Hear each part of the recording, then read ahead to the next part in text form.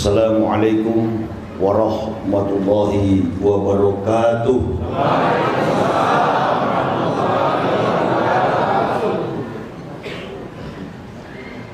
Alhamdulillah, alhamdulillahillazi hutama Ramadana summa ja'abadahu bisawal wa an'ama ala sa'imina bidil fitri wa khairi nawal. Asyhadu an la ilaha illallah muhawwilul hauli wal ahwal wa asyhadu anna Muhammadan abduhu wa rasuluhu lazi bayana al-Qur'an biyabsuin wal aqwal fatubali sa'imina a'idina fa'izina bi khairil biwal. Amma ba'd, fa ya ibadallah ittaqullah haqqa tuqatih wa la tamutunna illa wa antum muslimun. Wa qala Allah ta'ala fil kitabil azizil karim, a'udzu billahi minasy syaithanir rajim, bismillahirrahmanirrahim. Laqad khalaqnal insana min nutfatin amsyaj nabtalihi faja'alnahu sami'an basira. Inna hadainahu sabila imma syakiran wa imma kafur. Inna atatna lil kafirina salasila wa aklala wa sahira. Ibu bapak, saudara-saudaraku rahimakumullah yang kami hormati, para alim, para ulama, tokoh-tokoh masyarakat cerdik pandai, imam rawatib, panitia penyelenggara tabligh akbar Masjid Jami Pau Pasar Ambaca, Sumatera Barat, Provinsi Padang.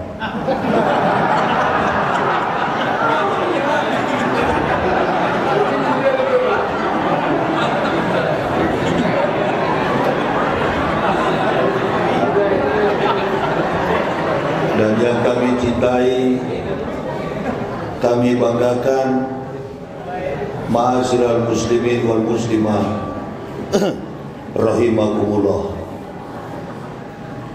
Kita berkumpul di rumah Allah ini, di Masjid Ambaca ini, tidak ada lain dan tidak bukan kecuali mempersiapkan diri kita untuk kembali ke rahmatullah. Nabi SAW,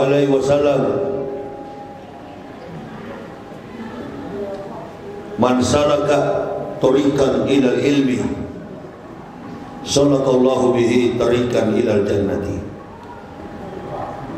Barang siapa meringankan langkah kakinya menuju majelis ilmu, maka Allah Subhanahu wa ta'ala akan meringankan langkah kakinya menuju surga. Mudah-mudahan niat ibu bapak, saudara-saudaraku dan saya, selagi diperkenankan oleh Allah untuk hidup dan bernapas di dunia ini, tidak ada lain tujuan kita untuk mencari ilmu. Kalau kita memiliki ilmu, insya Allah kehidupan kita dimuliakan oleh sesama makhluk kita, manusia. Kalau kita memiliki ilmu, alam semesta akan memuji kita. Dan insya Allah kalau kita memiliki ilmu, dengan ilmu itu kita akan diselamatkan, kita akan ditempatkan pada jannati na'im, surga yang penuh kenikmatan. Amin ya rabbal alamin. Ibu bapak tertawa tadi, saya paham, karena manusia memegang jabatan, diberi tanggung jawab, itulah resiko tidak berilmu. Kalau hanya mendapat jabatan, gampang, asalkan punya relasi, punya hubungan dengan makhluk, insya Allah di akhir zaman ini apa yang tidak bisa, semua bisa. Tapi yang menjadi pertanyaan, Apakah jabatan itu kita dapati dengan ilmu? Al-ilma bil kasab la bin nasab. Ilmu itu dipelajari bukan karena nasab. Background latar belakang kami sekeluarga, saya, istri dan anak-anak bukan dari latar belakang Islam. Kami sekeluarga bukan dari latar belakang Islam. Kami sekeluarga dari latar belakang kafir. Kami sekeluarga dari latar belakang Kristen fanatis. Hidup dan berkecimpung di dalam satu budaya, di dalam satu adat istiadat yang menganut keras paham tentang Kristen Protestan. 11 Oktober tahun 2006 bertepatan dengan tanggal 18 Ramadan 1427 Hijriah. Allah Subhanahu wa taala memberi kami petunjuk. Kami mendapatkan hidayah. Orang yang mendapat hidayah,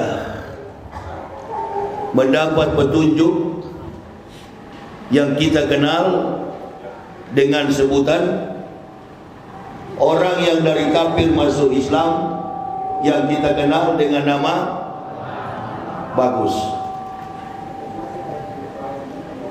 Kira-kira kata mu'alaf itu ada tidak dalam Al-Quran?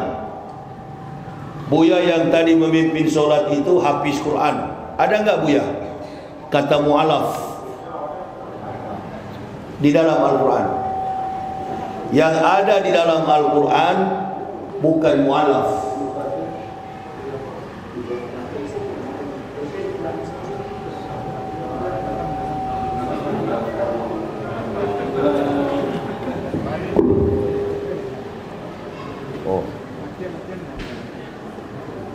Urus kasih selesai dulu, urus. Memang setan di mana-mana begitu. Enggak, ini kan saya lagi menyampaikan dakwah. Memang setan, bukan mereka setan. Iya. Sudah, kalau sudah selesai mau bicara saya. Sudah bagus ini, udah enggak usah diutak-atik itu. Ya.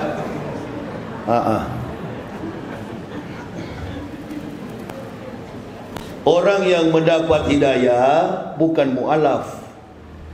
Mu'alaf itu artinya orang yang dibujuk hatinya. Itu mu'alaf. Makanya keislaman mu'alaf itu nggak bisa dipercaya. Memang sudah terjadi di mana-mana. Ada yang masuk Islam hari Senin, Selasa kabur lagi, kafir lagi. Itu mu'alaf. Ambok sekeluarga bukan mu'alaf. Kapan pernah saya mengaku mu'alaf? Enggak pernah. May yahdillahu fahuwal muhtadin wa may yudlil faulaika humul khasirun. Kata Allah, barang siapa yang kami beri petunjuk, maka mereka adalah muhtadin, orang yang mendapat petunjuk. Dari kafir masuk Islam namanya muhtadin, muhtad. Yang keluar dari Islam namanya murtad. Kalau mu'alaf, banyak mu'alaf, banyak. Di Sumatera Barat ini pun mungkin ada mu'alaf, banyak. Tapi apakah keislamannya bisa dijamin? Di dalam Al-Baqarah Allah singgung, Allah abadikan tentang ekstensi keberadaan daripada mu'alaf. Innal ladzina kafaru sawa'un alaihim a ansartahum am lam tunsirhum la yu'minun. Sekalipun engkau meyakinkan wahai Muhammad, orang-orang kafir tidak akan beriman. Tidaklah mudah ibu bapa orang mendapatkan Islam. Tak ada harta yang paling berharga di dunia ini kecuali iman Islam. Ibu bapa tidak begitu kenal tentang Amerika dan Eropa. Di sana harta, jabatan, pangkat dan kedudukan, bahkan semua kemewahan dunia mereka miliki, tapi mereka tinggalkan hanya untuk mendapatkan Islam. Perkembangan Islam di tahun 2020 sampai 2021 luar biasa peningkatannya, sampai 45%. Prancis, Jerman, Belanda, Amerika, New Zealand.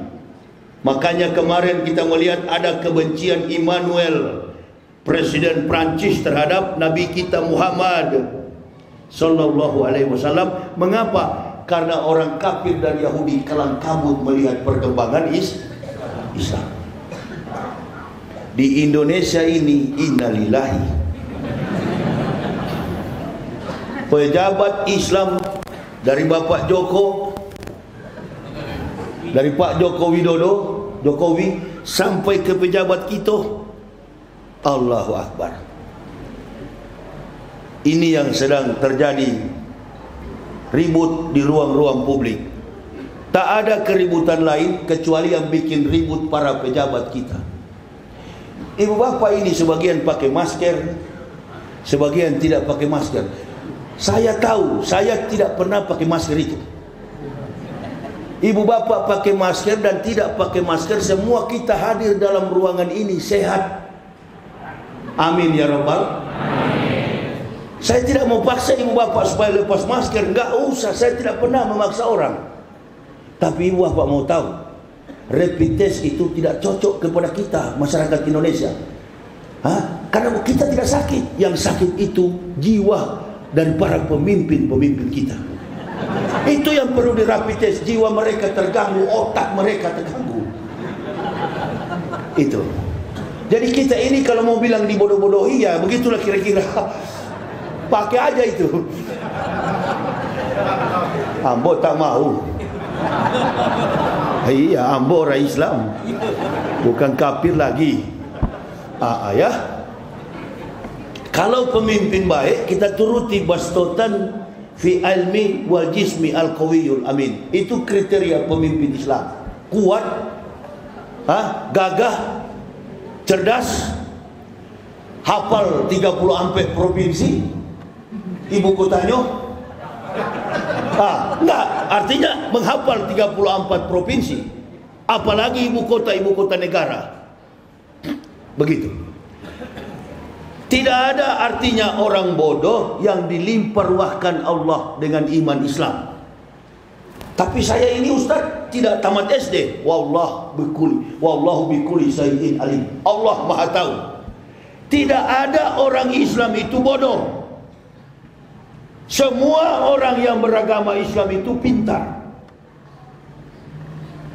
Semua orang yang beragama Islam itu cerdas.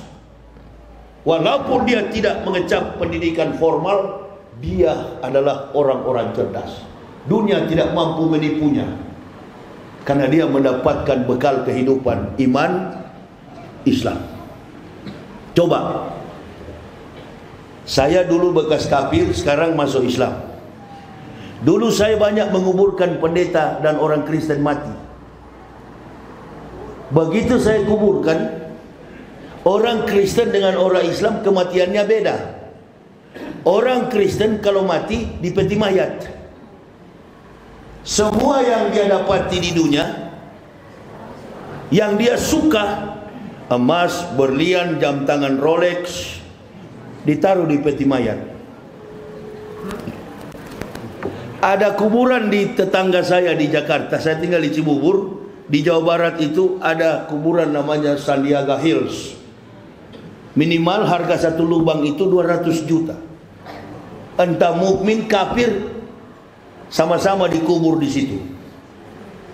Satu waktu saya lihat pejabat Muslim yang meninggal dunia, wafat. Karena kalau orang Islam bukan mati, wafat. Di mana Aprijal? Mati. Berarti belum paham Islam. Di mana Aprijal? Sudah wafat Ustaz. Sini Ji, supaya jangan terkena di kos lampu.